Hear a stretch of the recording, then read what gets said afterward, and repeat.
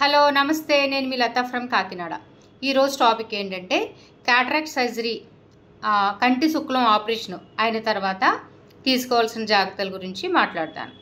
So చుక్కల మందులు అవి వాడటం ఇవన్నీ ఉంటాయి. అవి ఎలా అంటే, చుక్కల మందులు కళ్ళల్లో ఎవరు వేస్తున్నారో వాళ్ళు చేతులు శుభ్రంగా సబ్బు పెట్టి కడుక్కొని ఉతికిన బట్టతో శుభ్రం చేసుకోవాలి. అంటే తడి చేతులతో చుక్కల మందు వేయకూడదు.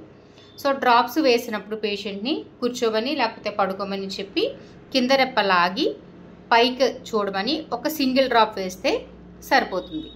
తర్వాత డ్రాప్స్ వేసిన తర్వాత ఇలా కింద నుంచి మాత్రమే కాటన్ పెట్టి క్లీన్ చేయాలి. కన్ను రెప్ప మీద చెయ్యి పెట్టి నొక్కడం, రుద్దడం లాంటివి చేయకూడదు.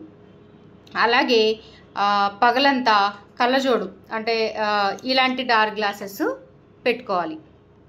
పడుకునేటప్పుడు మాత్రం రాత్రి పడుకున్నా పగలు పడుకున్నా ఇలాంటి షీల్డ్ ఉంటుందండి. ఈ షీల్డ్కి ఇలా ప్లాస్టర్ పెట్టి ఇలా పెట్టొచ్చు, లేదా ఇలా ఇక్కడ ఒక థ్రెడ్ పెట్టి ఇలా పెట్టాలి.